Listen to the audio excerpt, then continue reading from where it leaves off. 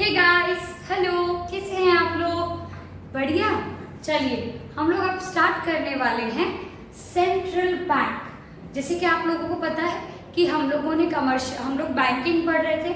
सो banking में हम लोगों ने कमर्शियल बैंक को पढ़ लिया है, कमर्शियल बैंक के फंक्शंस पढ़ लिए हैं, मीनिंग पढ़ लिया है, मनी क्रिएशन पढ़ लिया है, और अब हम क्या पढ़ने वाले हैं? सेंट्रल बैंक पढ़ने वाले हैं। ठीक है, जैसे हमने कमर्शियल बैंक का मीनिंग और फंक्शंस देखे थे, वैसे ही हम लोग सेंट्रल बैंक के क्या देखने वाले हैं? मीनिंग और फंक्शन देखने वाले हैं। चलिए शैल वी स्टार्ट? ओके। अच्छा, मैंने आप लोगों को एक चीज तो बताई दी थी, central bank, commercial bank, public. याद आया क्या? देखो वो diagram, central bank, commercial bank, public. तो सेंट्रल बैंक कौन था? क्या बताया था मैंने आपको? इंट्रोडक्शन क्या दिया था? Central bank is a bank, बोलो क्या? Central bank is a bank which controls, supervise and regulates the activities of commercial bank. Central bank is a bank which controls, operates, supervise, regulates the activities of commercial bank, and it is a service making body. Central bank is a service making body. क्या उसका motive profit कमाना नहीं है? उसका motive क्या है? Service provide करना। उसका मोटिव क्या है? पब्लिक के इंटरेस्ट का ध्यान रखना। उसका मोटिव क्या है? सुपरवाइज करना, कंट्रोल करना कमर्शियल बैंक को। कमर्शियल बैंक की गर्दन अपने हाथ में रखना। ये किसका काम है? सेंट्रल बैंक का काम है। किसका काम है? सेंट्रल बैंक का। देखिए यहाँ पे मैंने मीनिंग लिखा है, central bank is apex body. Apex का मतलब होता है सुप्रीम, सबसे ऊंचा, सबसे महत्वपूर्ण। उसको हम क्या बोलते हैं? एपेक्स। तो central bank is apex supreme body in our economy, in the financial sector. Financial sector में, मॉनेटरी सेक्टर में, इकोनॉमिकल सेक्टर में central bank plays a very important role. उसके बाद देखिए क्या लिखा है, control, operates and direct the monetary structure of our country.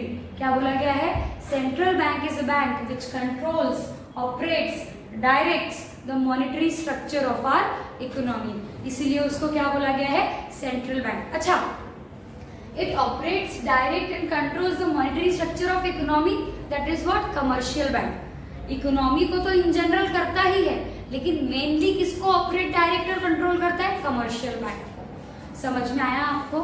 So central bank controls, operates, directs monetary structure of our economy. अच्छा, जैसे हमारी कंट्री में सेंट्रल बैंक है, वैसे हर कंट्री में क्या होते हैं? सेंट्रल बैंक होते हैं। और वो सेंट्रल बैंक का क्या होता है? अलग अलग नाम होता है। जैसे इंडिया में भी सेंट्रल बैंक का नाम क्या है? Reserve bank of India, RBI। UK में क्या है? Bank of England. फिर उसके बाद यूएसए में क्या है? Federal reserve system. ठीक है, सो ये सबके अपने अपने नाम होते हैं, लेकिन हर कंट्री में सेंट्रल बैंक होता जरूर है।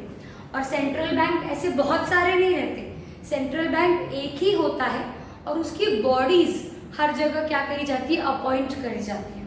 समझ में? जैसे सेंट्रल बैंक एक ही होता है और एक ही नाम का होता है। आपने देखा होगा नागपुर में भी RBI ही है और मुंबई में भी RBI ही होगा, मतलब नाम RBI ही चलता है सेंट्रल बैंक का। लेकिन कमर्शियल बैंक बहुत सारे अलग अलग नामों से और अलग अलग होते हैं, अलग अलग ओनर के साथ। लेकिन सेंट्रल बैंक में वैसा होता नहीं। Central bank is apex supreme authority of our country which control, supervise, operate, direct and regulates the monetary structure of India and specifically commercial bank. Commercial bank का पूरा ध्यान रखने के लिए। लेकिन ना, कमर्शियल बैंक का ध्यान रखने की क्या आवश्यकता है? बिल्कुल आवश्यकता है बॉस। आवश्यकता इसलिए है क्योंकि कमर्शियल बैंक के पास किसका पैसा जाएगा? पब्लिक का। और पब्लिक के पैसे के साथ छेड़खानी ना हो, गलत ना हो, इसीलिए RBI बोलता है कि मैं तेरे ऊपर निगरानी रखूंगा। He is a watch dog on commercial bank. इसीलिए वो सर्विस मोटिव है, गवर्नमेंट अथॉरिटी है ना। और गवर्नमेंट क्या किस लिए रहती है? पब्लिक की सेवा के लिए रहती है। समझ में आई आपको बात राजा? ओके। अब उसके बाद आज हमको पढ़ने हैं functions of commercial bank. Functions of commercial bank में एक्चुअली कैसा है, आपके 5 फंक्शंस है, लेकिन मैं पूरे 5 फंक्शंस आपको इसी लेक्चर में नहीं समझा पाऊंगी, क्योंकि कुछ देख रहे होंगे आप सब पॉइंट्स भी हैं इनके, तो ये सब पॉइंट्स को एक्सप्लेन करने में भी टाइम लगता है। सो हम 3 पॉइंट आज पढ़ेंगे फंक्शंस के और 2 पॉइंट हम लोग कल पढ़ेंगे, क्योंकि ये जो कंट्रोलर ऑफ मनी सप्लाई वाला पॉइंट है ये अकेला एक लेक्चर लेता है, क्योंकि ये समझाने में मेरे को बहुत टाइम लगता है। समझ में आया? समझा आप लोगों को? तो हम लोग थोड़ा सा फंक्शंस को ब्रेक करके पढ़ेंगे, आधे आज पढ़ेंगे और आधे कल पढ़ेंगे, मतलब नेक्स्ट लेक्चर में पढ़ेंगे। So shall we start functions of central bank. Functions of central bank मतलब क्या? सेंट्रल बैंक के काम क्या है, किस लिए सेंट्रल बैंक को बनाया गया है, for what purpose the central bank is there in our economy. क्यों? अगर आप मुझे पूछने आएंगे मैम सेंट्रल बैंक आप जब से पढ़ा रही हैं जरा बताइए तो सही कि सेंट्रल बैंक करता क्या है, तो मैंने उसको बोला रुक, पढ़ा रही ना बाबा फंक्शंस। फंक्शंस मतलब क्या कि सेंट्रल बैंक के काम क्या क्या है। ठीक है, 1 बाय 1 देखिए सेंट्रल बैंक के काम क्या क्या है, समझा? चलिए, सबसे पहला काम है करेंसी अथॉरिटी। करेंसी अथॉरिटी का मतलब होता है कि सेंट्रल बैंक ही अकेली एक अथॉरिटी है जिसके पास करेंसी इशू करने का पावर है। और जहां तक मुझे पता है ये बेसिक बात तो आपको पता भी होगी, क्या कि करेंसी, इकोनॉमी में करेंसी इशू करने का हक सिर्फ और सिर्फ सेंट्रल बैंक को दिया जाता है। कमर्शियल बैंक करेंसी कभी भी इशू नहीं करती। करेंसी हाँ सर्कुलेट कमर्शियल बैंक करती है, लेकिन करेंसी बनाने का हक, करेंसी इशू करने का हक वो किसके पास है राजा? सेंट्रल बैंक के पास। क्योंकि ऐसे हर कोई छपरे छुपरे बैंक को, आते जाते बैंक को अगर मैंने करेंसी इशू का अथॉरिटी दे दिया तो वो तो अपने मुताबिक ही करेंसी इशू कर देगा, जितनी मेरे को चाहिए उतनी। कोई यूनिफॉर्मिटी रहेगी क्या? कोई हिसाब रहेगा क्या? कोई सुपरविजन रह पाएगा क्या? नहीं, क्योंकि कमर्शियल बैंक इतने हैं कि आप उन तक पहुंच नहीं सकते, और वो सबको अगर अथॉरिटी दे दी करेंसी इशू करने की तो हम तो बर्बाद हो जाएंगे। करेंसी इशू करना is not such a easy task कि मशीन में पेपर डाले और पैसे बन के बाहर आ गए। आपको ध्यान रखना पड़ता है कि कितनी करेंसी रिक्वायर्ड है, कितनी करेंसी इशू होनी चाहिए, कितना मनी सप्लाई जाना चाहिए, मनी की वैल्यू क्या है, करेंसी वैल्यू अभी मार्केट पे क्या चल रही है, इन्फ्लेशन डिफ्लेशन क्या है, सिचुएशन क्या है फाइनेंशियल हमारी इकोनॉमी की। ये सारी बातें पूरा पचड़ करके, पूरा खपा के फिर जाके कहीं करेंसी इशू होती है। ऐसी थोड़ी इशू हो जाती है। समझ में आया आप लोगों को? सो इसलिए ये अथॉरिटी किसको दी गई है? अपने सुप्रीम बैंक को दी गई है, जो कि कौन है? Central bank, RBI. तो to issue the authority, so to issue the currency the authority is given to central bank. समझ में आया आपको? लेकिन एक और एक्सेप्शन है इसमें, 1 रुपी नोट्स और कॉइन्स ये इशू करने का हक मिनिस्ट्री ऑफ फाइनेंस को है।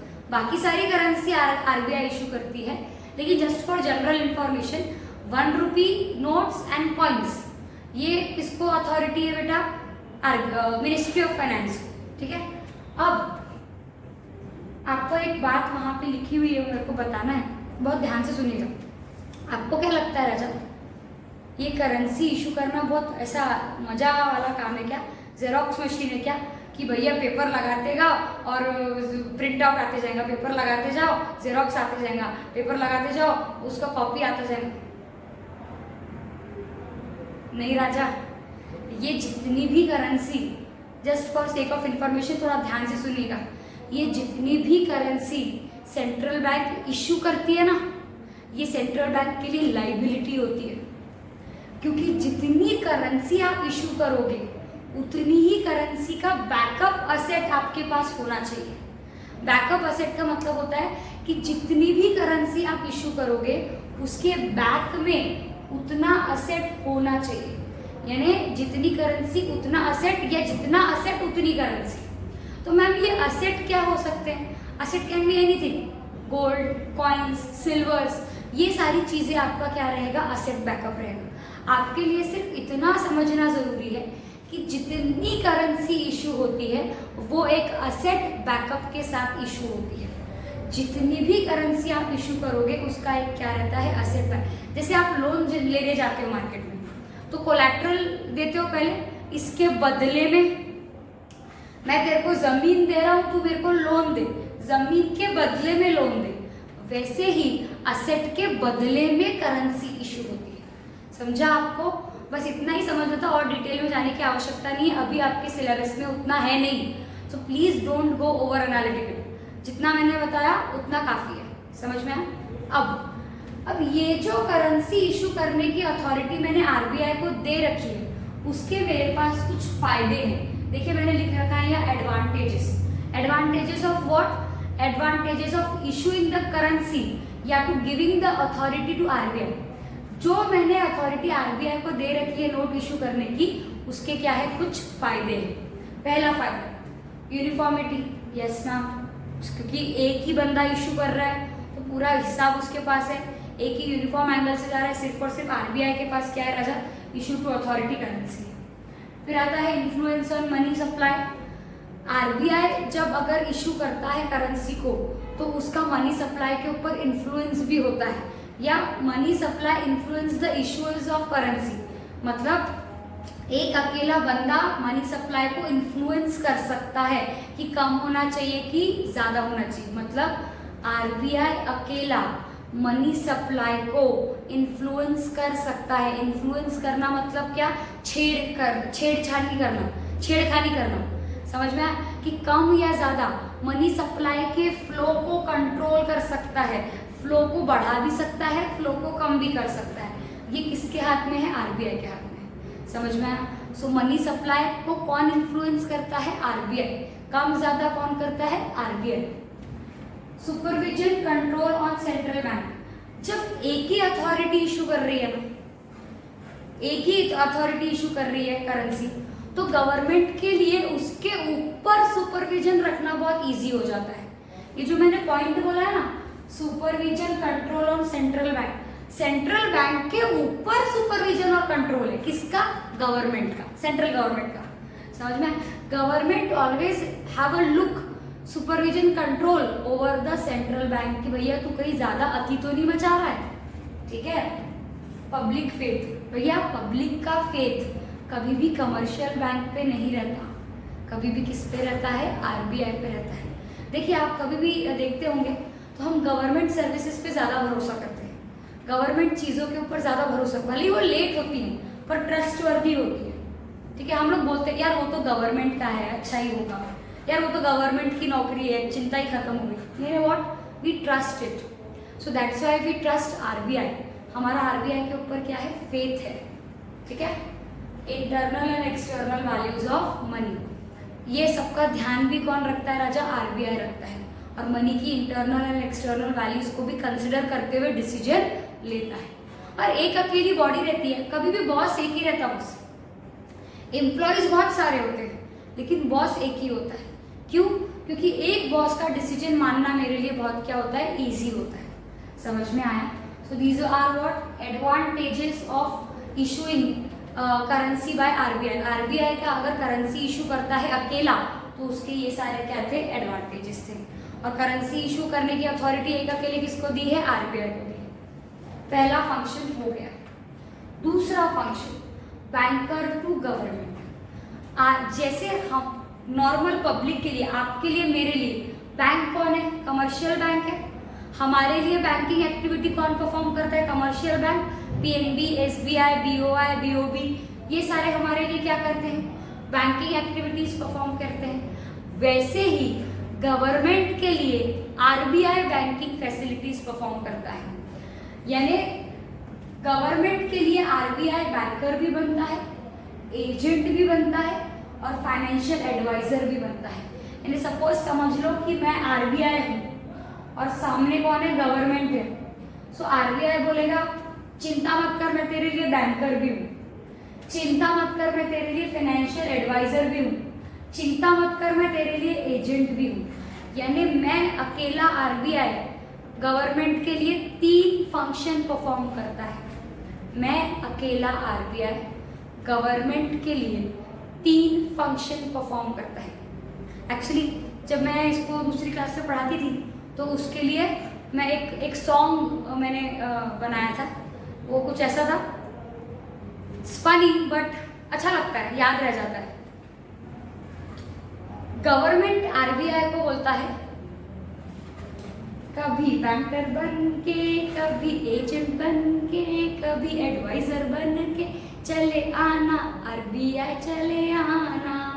आप में शायद कुछ लोगों को पता होगा कि एक काइंड ऑफ भजन है, ठीक है, तो मुझे याद आ गया।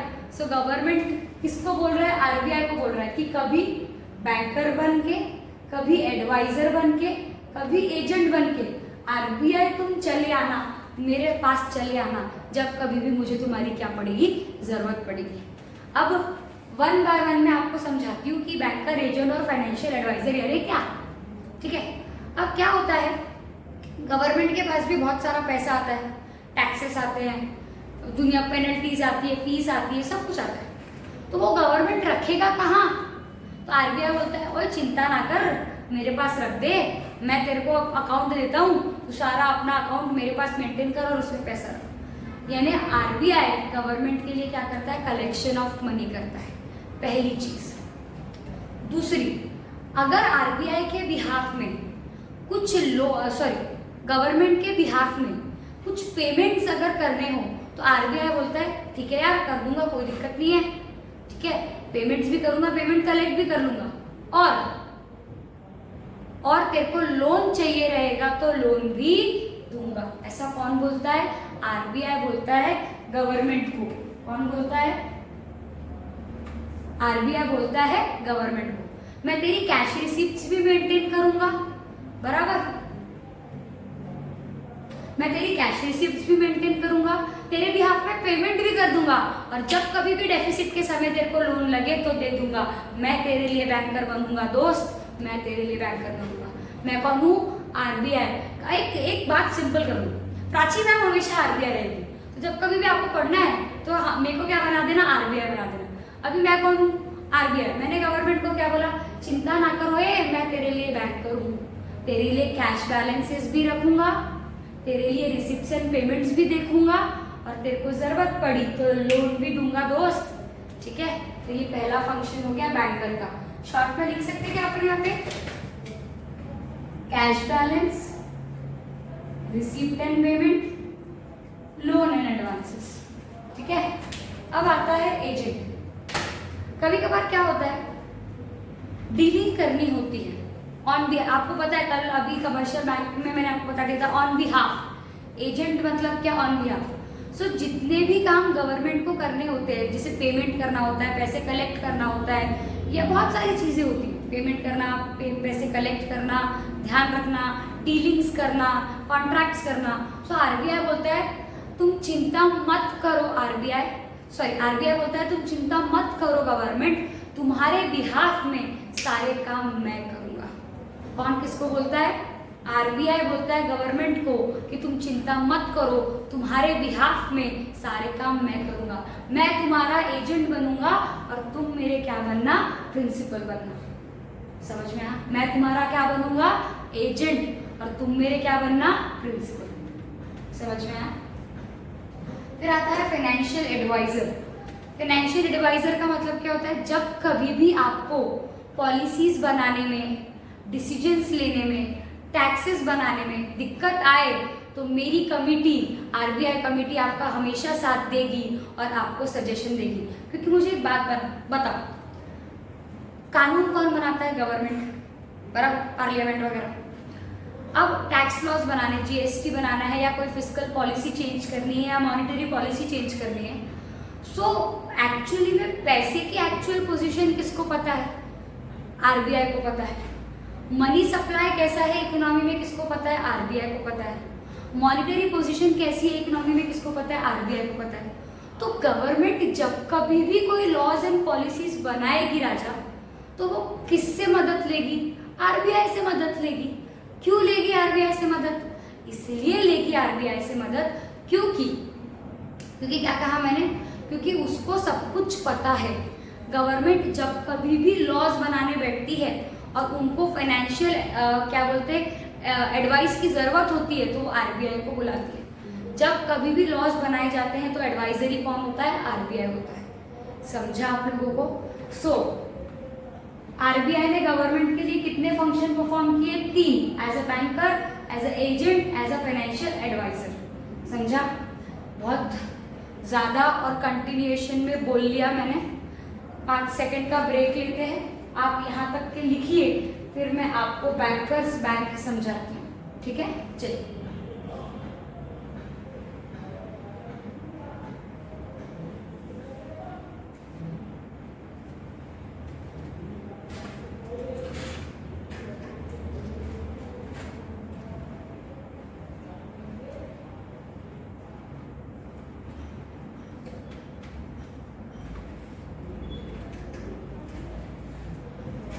लिख लिया? चलिए, ब्रेक भी हो गया 5 सेकंड का। एक लाइन थोड़ी सी और बता देती हूँ। एजेंट मतलब क्या? आरबीआई गवर्नमेंट के बिहाफ में उसके जो भी पब्लिक डेब्ट्स वगैरह है, जो भी लेखा जोखा है, लेन देन है, वो सब हैंडल करती है। और उसके अलावा भी बहुत सारे काम है जो आरबीआई गवर्नमेंट के बिहाफ में क्या करती है? हैंडल करती है। एजेंट मतलब समझ जाओ, on behalf. RBI will work on behalf of government. Government will be the principal and RBI will be the agent. ठीक है, यहाँ तक समझा? Banker, agent, financial advisor. चलिए, आज के लास्ट टॉपिक पे आते हैं, बैंकर्स बैंक। बैंकर्स बैंक मतलब होता है बैंकों का बैंक, बापों का बाप, ग्रैंड फादर। कौन होता है बेटा? ये आरबीआई। बैंकों का बैंक मतलब कम, जैसे हमारे लिए बैंक कौन? Commercial bank. वैसे ही कमर्शियल बैंक के लिए बैंक कौन? आरबीआई। लिंक है ना, बताई भी थी। हमारे लिए बैंक कौन? Commercial bank. सो कमर्शियल बैंक के लिए बैंक कौन? आरबीआई। तो जैसे हमारे लिए, गवर्नमेंट के लिए आरबीआई काफी सारे फंक्शंस परफॉर्म करता है, वैसे ही आरबीआई कमर्शियल बैंक के लिए भी काफी सारे फंक्शंस परफॉर्म करता है। बेटा ये हेडिंग में आप ये ध्यान रख लो कि यहाँ पे काम करने वाली बॉडी कॉमन है। वो कौन है? आरबीआई। क्योंकि हम किसके फंक्शंस पढ़ रहे हैं? आरबीआई के फंक्शंस पढ़ रहे हैं। सो अभी हम क्या पढ़ने वाले हैं? हम लोग अभी पढ़ने वाले हैं कि जैसे गवर्नमेंट के लिए आरबीआई बैंक था, पब्लिक के लिए कमर्शियल बैंक है, वैसे ही कमर्शियल बैंक के लिए बैंकिंग फंक्शंस कौन परफॉर्म करता है? आरबीआई। और ऐसे 3 फंक्शंस है जो आरबीआई किसके लिए परफॉर्म करता है? कमर्शियल बैंक के लिए परफॉर्म करता है। Custodian of cash reserve, CR का मतलब होता है cash reserve, lender of last resort and clearing house. इसमें से 2 में मेरे को बहुत एक्सप्लेनेशन लगने वाला है। So guys please pay attention, important concept है। पहला आता है कस्टोडियन ऑफ कैश रिजर्व। जितना मुझे पता है आप लोगों को मनी क्रिएशन में मैंने बता दिया है कि कैश रिजर्व क्या होता है। कैश रिजर्व मतलब क्या? कि जो कमर्शियल बैंक किसके पास मेंटेन करती है? आरबीआई के पास मेंटेन करती है। मैंने आपको बताया था, इधर ध्यान दो। पब्लिक से पैसा आया, पब्लिक को लोन देना है, पूरा दे दूं क्या? पूरा नहीं देते। जैसे सपोज 1 करोड़ का मेरे पास डिपॉजिट आया, मैं क्या कर सकती हूँ? अब जैसे सपोज की वजह सीआरआर एक रेट होता है। ये सारी बातें मैं आपको मनी क्रिएशन में पढ़ा चुकी हूँ, लेकिन just for the sake of explanation I am explaining you. ये कैश रिजर्व एक्चुअली क्या होता है? जितना पैसा डिपॉजिट के तौर पे कमर्शियल बैंक के पास आता है, उसमें से कुछ रिजर्व कमर्शियल बैंक को साइड में रखना पड़ता है, जब कभी भी उनको जरूरत पड़े तो वो यूज कर सके। सेविंग्स रिजर्व, ठीक है, प्रोविजंस, ठीक है। तो पूरा पैसा डिपॉजिट के तौर पे नहीं बांट सकती कमर्शियल बैंक, कुछ पैसा उसको रिजर्व के तौर पे रखना पड़ता है। तो मैं कितना पैसा रिजर्व के तौर पे रखना पड़ता है? कमर्शियल बैंक कितना पैसा रिजर्व के तौर पे रखेगा?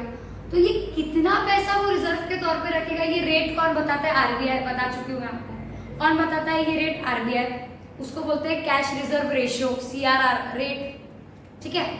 सो क्या होता है कि अगर मेरे पास 1 करोड़ रुपए पैसा आया और 10% क्या है बेटा? सीआरआर है। तो यानी 1 करोड़ में से 10 लाख रुपए मेरे को रिजर्व के तौर पे रखने पड़ेंगे, और बाकी के 90 लाख में क्या कर देती हूँ? लोन के तौर पे बांट देती हूँ। तो ये जो 10 लाख रुपए मैंने कैश रिजर्व के तौर पे अलग निकाला, ये मैं किसके पास जाके जमा करती हूँ? आरबीआई के पास।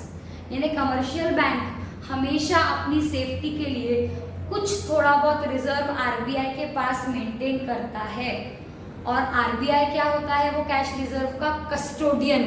कस्टोडियन मतलब जिसकी कस्टडी में चीजें होती, कस्टडी पता है ना, जिसके अंडर चीजें होती है। जैसे हम बोलते हैं पुलिस कस्टडी में मुजरिम है, वैसे यहाँ पे हम क्या बोल रहे हैं, आरबीआई कस्टडी में कैश है। कमर्शियल बैंक का पैसा आरबीआई कस्टडी में जमा किया हुआ है, तो उसका ध्यान कौन रख रहा है, आरबीआई। आरबीआई बोलता है तू चिंता ना करो, जो कैश रिजर्व तूने मेरे पास रखे हैं वो मेरी कस्टडी में है और वो बिल्कुल अच्छे रहेंगे, उसका कुछ भी मिसयूज नहीं होगा और उसका ध्यान में रखूंगा। और जब कभी भी तेरे को जरूरत पड़ेगी तो तू ले लेना यार, जब कभी भी तेरे को डेफिसिट वगैरह लगेगा तो तू ले लेना। लेकिन हर कमर्शियल बैंक को एक percentage of cash reserve RBI के पास मेंटेन करना होता है, ठीक है मैम। फिर वो अपने पास मेंटेन नहीं करता ना, करता क्या, कुछ रिजर्व करता है ना, वो आगे आएगा, ये वाले इसमें आएगा, बताऊंगी, ठीक है। Lender of last resort, lender of last resort एक टर्म है, लेंडर ऑफ लास्ट रिजॉर्ट मतलब आखिरी दरवाजा, लास्ट रिजॉर्ट, देने वाला आखिरी दरवाजा। हिंदी में अगर बोलूं तो लेंडर मतलब देना ही होता है ना, देने वाला आखिरी दरवाजा। जब कमर्शियल बैंक किसी फाइनेंशियल क्राइसिस में आता है या डेफिसिट में होता है या उसको लॉसेस हो जाते हैं और उसके लिए सारे दरवाजे बंद हो जाते हैं, सब उसको लात मार के निकाल देते, धक्का मार देते कि चल भाग, उस समय पे एक दरवाजा खुलता है, खुल जा सिम सिम। और वो जो एक दरवाजा खुला है वो किसका है पता है, वो एक दरवाजा जो खुला है वो है आरबीआई का।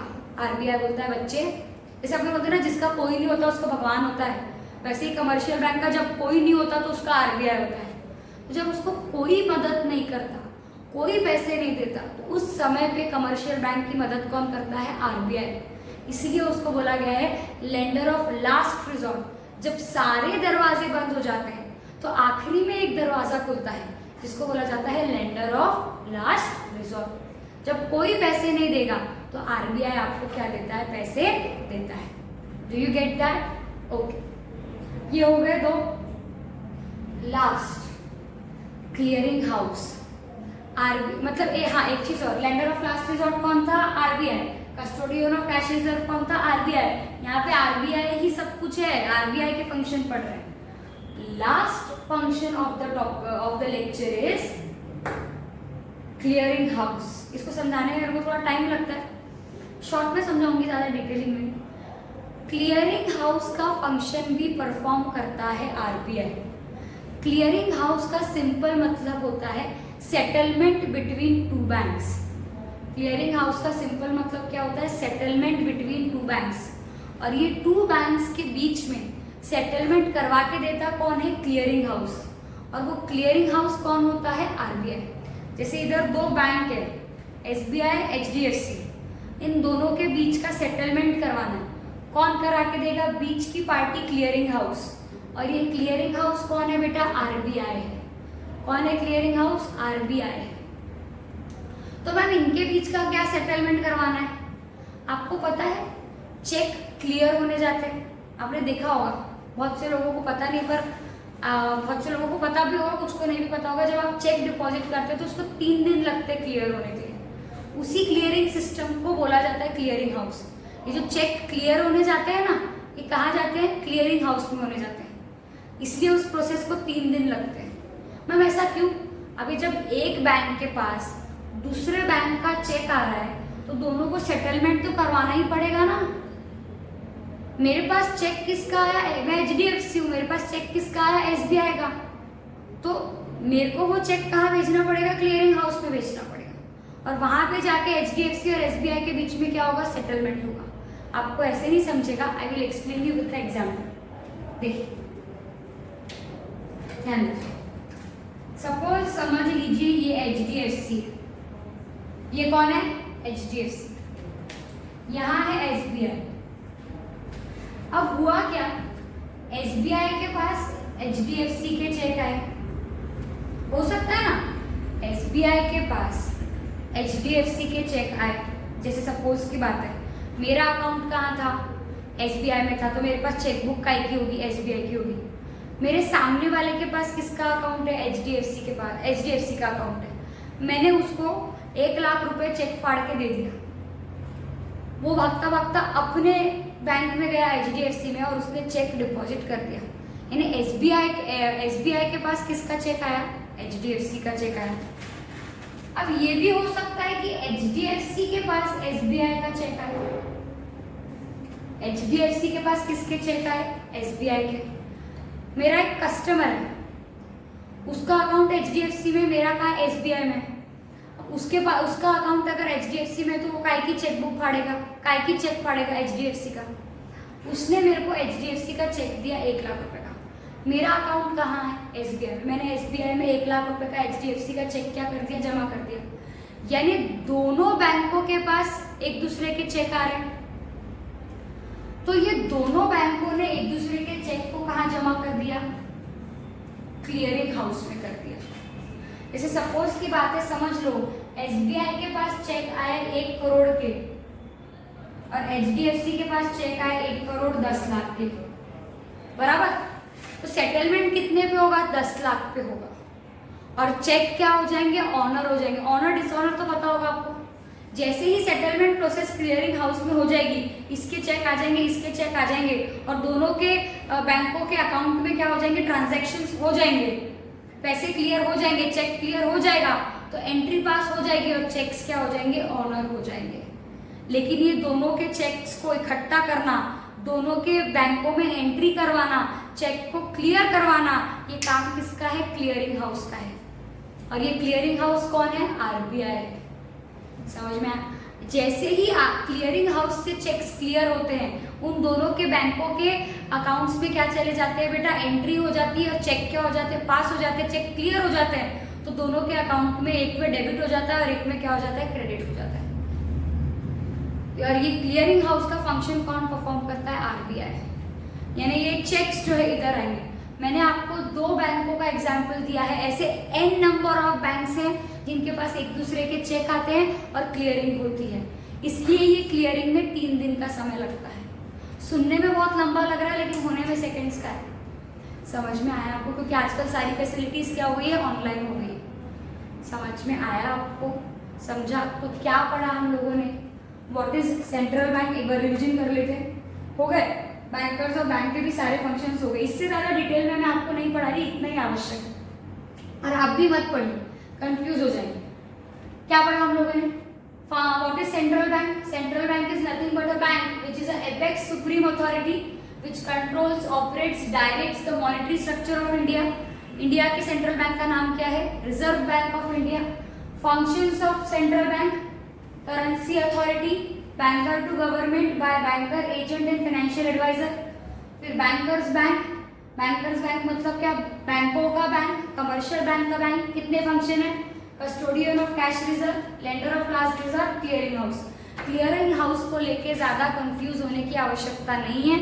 इससे ज्यादा सिंपल लैंग्वेज में आपको क्लियरिंग हाउस नहीं मिलेगा।